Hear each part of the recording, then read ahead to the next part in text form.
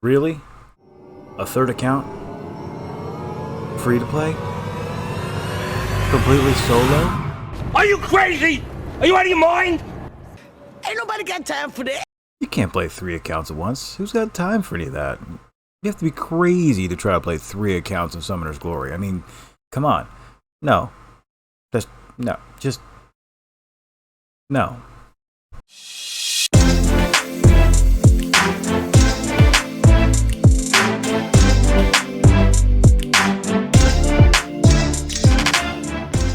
Hey y'all, J-Town here, and we've started something a bit crazy. I've gone completely free to play, no carry, no support, no codes, no nothing on server 3 as a challenge. And we're going to take this all the way to Ghost Vault and see how long it takes.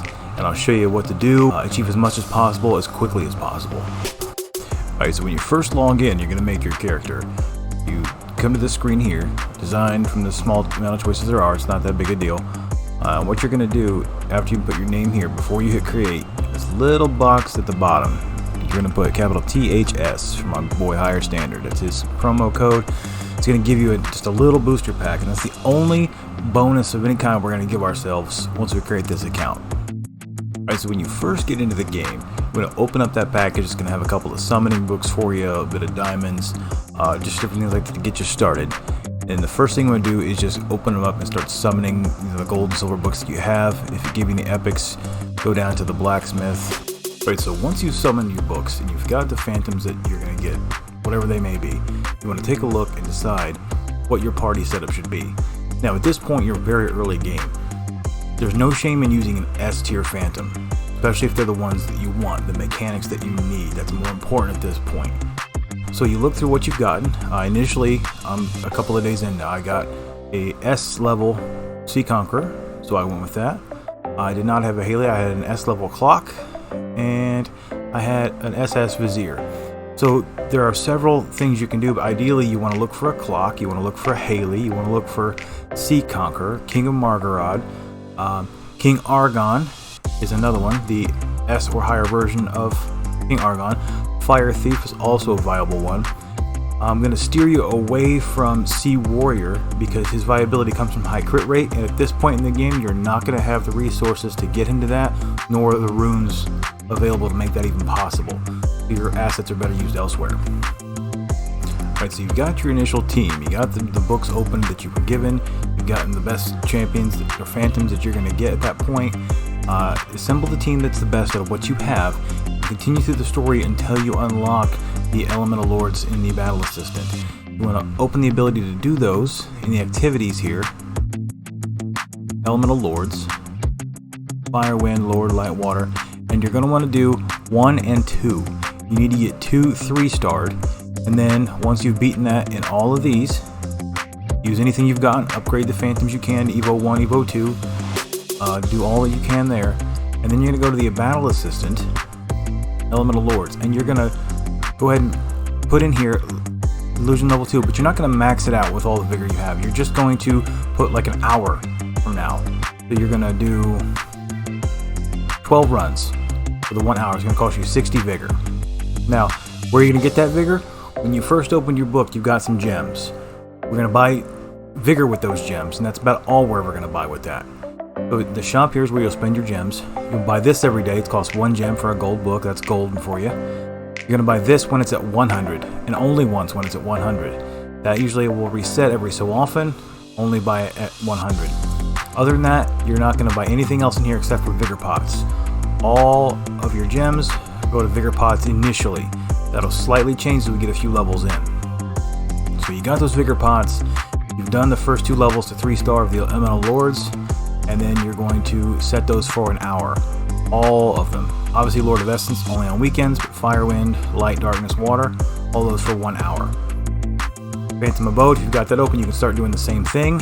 You ideally want to get up to 3-5, because that's where you're going to farm the clock.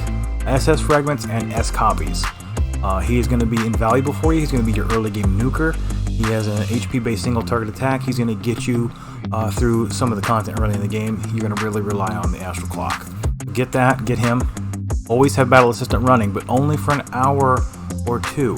So while you can be grinding through the story, working on some other things, trying to get some runes, that'll be running. Then you'll collect it, increase yourself, set it for another hour, and just kind of leapfrog yourself. So the next time you run it, you'll be more powerful, gaining more rewards. Don't set it for a long period of time unless you're logging off for an extended amount of time, like to go to work or go to sleep. Always just those short increments while you're playing so you can get those chunk boosts of experience and resources. Now once you've done all that, you want to push on through the story. Just keep following your story quests here, and eventually they're going to lead you to the instance, the Witch Swamp. And you're going to want to do that. By this time, if you've done all the steps that I've said, you're probably going to be at a high enough level, you're just going to kind of waltz right through the place. You're going to get yourself some decent gear. You want to either try to strive for the gold set or the jade set. I'm going to recommend the jade set because when we get to the next dungeon, the last boss is a hard DPS check. He has a regen, and you want to be able to punch out as much damage as possible. That's much more important than getting that damage mitigation from the gold set. The jade is your ideal, but gold will still work for you. Now once you've cleared that instance and continue with a few more of the story quests, you're going to open up the ability to do daily quests. Now the daily quests you'll find in your activities, down here, daily quests. This bottom one gives an NPC that's going to give you diamonds. This is an NPC that's going to give you reforged stones. You're going to get runes here, summoning books, and then lastly, experience fragments, experience phantom fragments. You're going to want to start with the diamonds, that's the most important. You're going to just run down there. It's going to give you various quests you can click on, you do his series of quests, move on to the next one, and so on and so forth. Now, in addition to unlocking daily quests, you're also going to unlock the King's Warrants. Those are daily warrants you can pick up. They're allowed to do a total of 15. And there's a larger selection of about 20 to 25 of them. And they may have you do various quests for NPCs. They may have you do various dungeon runs. You want to go to Keto here, and you want to look through and just pick the ones that look the best to you. If you don't know which ones are the best, I'll show you. Any of them that have a chest like this, that chest is going to have diamonds in it. That's going to be big for you right now, as Vigor is going to be our biggest roadblock. Some of the quests also have diamonds. The warrants that you get daily could change. It may be random how many of each kind you get, and they'll change by level. As you reach the ability to do new dungeons, these various warrants options will change. So any of them that have the diamonds in, you want to go ahead and do those. Secondly, then you want to do reforged stones, which aren't as big a priority now, but they will be later, and they are the hardest to get. Those are the most scarce resource in the game. Also, the chests that are going to have 2 and 3-star rewards, those are going to be vital in gearing your character. At this lower level, the gear on your character has the biggest benefit in stats. Due to those stats being inherited down to your phantoms, you really want to get ahead on those and get those bumped up as much as you can. It's going to help you get through the content. You're going to go through, you're going to pick the warrants you need to get done. You're going to do all of those, vitally important. And you probably have gained some more diamonds. Go back in the shop, buy some more vigor. Make sure you're still topping off your battle assistant. Keep that going while you're playing, just leapfrogging an hour at a time.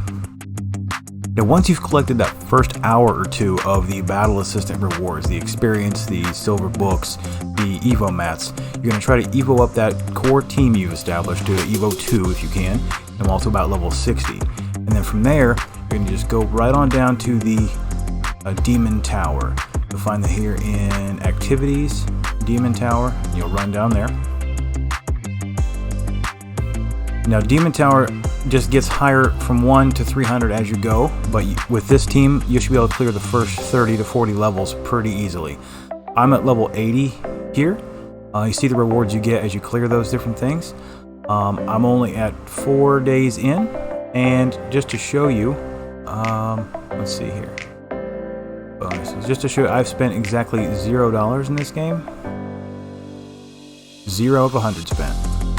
So you're going to get up through this first 30 levels or so of the Demon Tower, and you're going to get a lot of books and diamonds. You're going to take those diamonds, put them right back in here, buy all these vigor pots that you can, and you're going to go back in Battle Assistant. And for the time being, you're going to run another set of the level 2s for another hour or two, because you want these little Evo 1 mats plus the silver books. Now, after 2 to 3 rounds of that, the next time you're going to try to get up to level 4 if you can in the Elemental Lord. Because while You'll get less books. You'll get the same amount, just about to these Evil 1 mats, but more experience and a little bit more Essence of Light, which is what you're going to need. And once you've done all that, you'll be ready to continue on with your story quests, and it'll probably be to the point where it takes you to the Sea King's Tomb instance. Now once you go here, you'll be able to get 3-star gear, but this instance is where it has one of our biggest DPS checks. It'll be a quest line that takes you through the dungeon, and when you get to the end, you're going to have to kill the boss Poseidon here. They call him the Ancient Sea King. He is a brick wall, and he has a nasty counterattack and a health regen, and you're going to need to put a lot of damage out to be able to down him. This is why I recommended you bring the clock. The clock has the ability to do a single target damage based on 65% of his HP. So you want to just load the clock up with HP type runes, things that boost his HP, put a lot of resources into pumping up his HP runes. You really want him to be big, tanky, able to hit that punch. He's going to be your nuker. And so here he is, Ancient King Poseidon. He is our first major test in the progression of this solo free-to-play account. Manual this fight, you're going to keep A1ing with your clock here.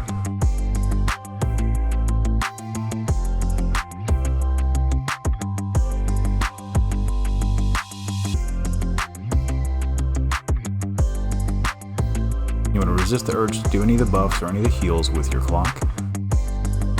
You just want to use this A1 for the big hit. Otherwise you'll never keep up with the regen this boss has, and he'll just wipe you out. We're going to use her A3, build her health, the attack bars back up.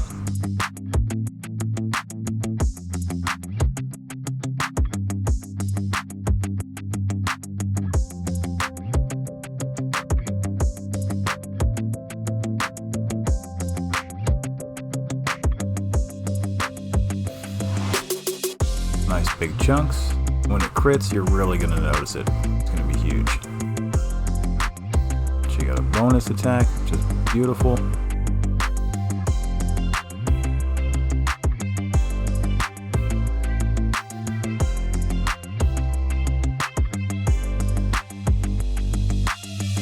The control effects are not going to work on him. You're not going to be able to stun him or freeze him.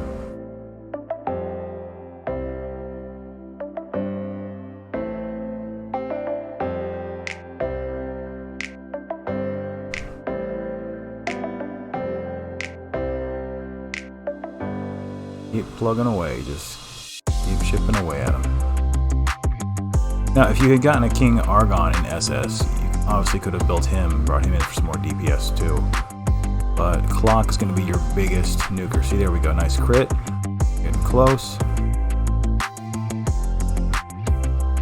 He's going to be able to damage more than, see, those nasty regens he gets.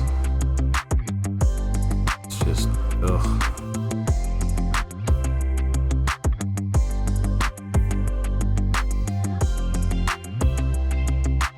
Plugging away.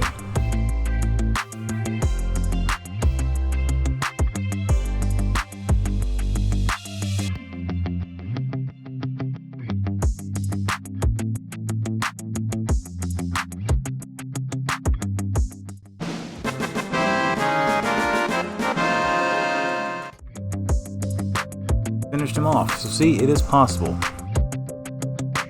Now that enchantment you're going to get for free by just keeping going through the story. Eventually it's going to lead you to get that after you beat this. But you're just going to keep in there and keep punching him and just keep chipping away at him. Focus on clock is going to be your biggest damage dealer in this point.